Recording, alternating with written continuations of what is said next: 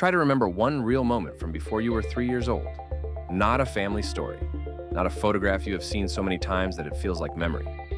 Something that is yours from the inside. For most people, there is almost nothing there, a blank space. And that is strange, because those were not empty years.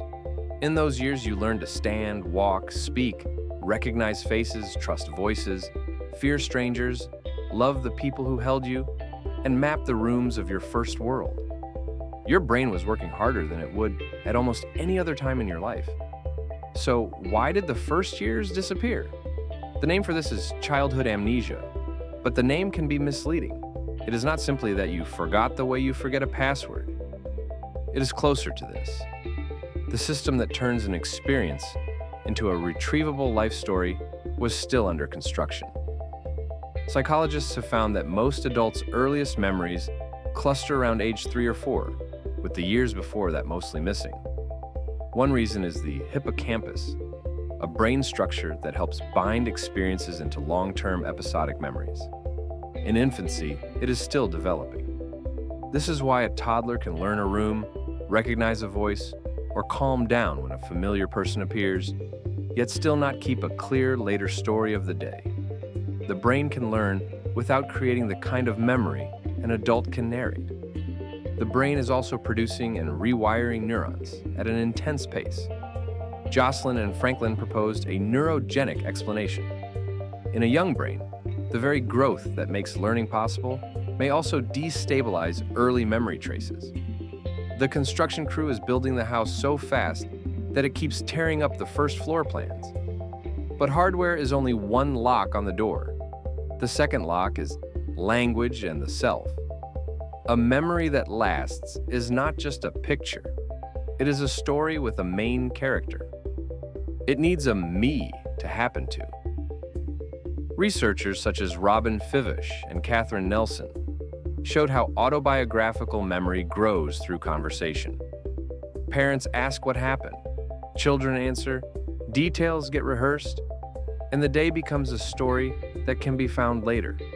That is why the same event can fade for one child and become a lifelong first memory for another, simply because one family keeps returning to it in words.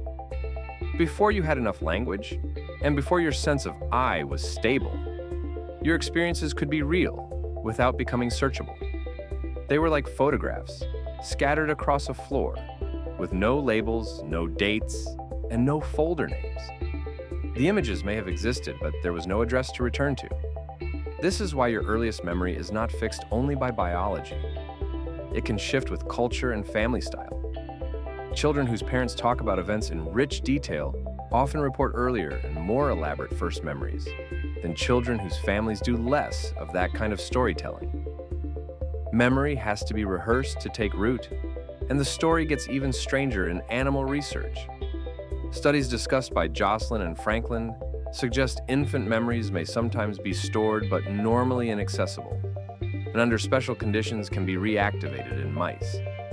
That does not mean you can simply unlock a perfect movie of your babyhood. Human memory is not a hidden hard drive, but it does suggest that gone may be the wrong word. Some of the earliest traces may be locked, fragmented, or unreachable, rather than cleanly erased. So the first years are not a void, they are more like a library you cannot enter. And that matters, because those are exactly the years when some of the deepest settings of a person are being tuned. What safety feels like, whether comfort comes when you cry, whether closeness feels warm or dangerous, whether the world answers or ignores you. You may not remember those lessons as scenes, but your body may still carry their shape. This is why someone can say, I had a normal childhood, and still feel a wordless tension in closeness, conflict, abandonment, or trust. The mind may not remember the event. The nervous system may remember the pattern. There's also a trap here. Because the missing years feel mysterious, people often fill them in. A memory from before age 3 is very often reconstructed from photos, family stories, home videos, or later imagination. The more polished and cinematic it feels, the more cautious you should be. Real memory is not a recording. It is rebuilt each time you recall it. And every retelling can add a little glue that makes the scene feel more solid than it really is. So the goal is not to hunt for a perfect lost scene and force it back. A better goal is to understand what the absence means. If you are a parent, talk with children about their day in detail. What happened, what they felt, what surprised them, what happened next. You are not just chatting. You may be helping them keep more of their own life.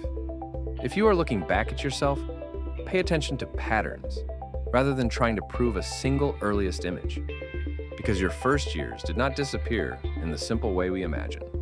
They were written before you knew the language you would later use to read your life. They shaped you before there was a clear you to narrate them. The strangest part of childhood amnesia is not that you lost a few baby memories. It is that the person you are now was partly built by a version of you that you can never visit directly. So maybe the question is not, why can't I remember being little? Maybe it is, how much of me was made before memory even began? Tell me the first memory you are sure is truly yours.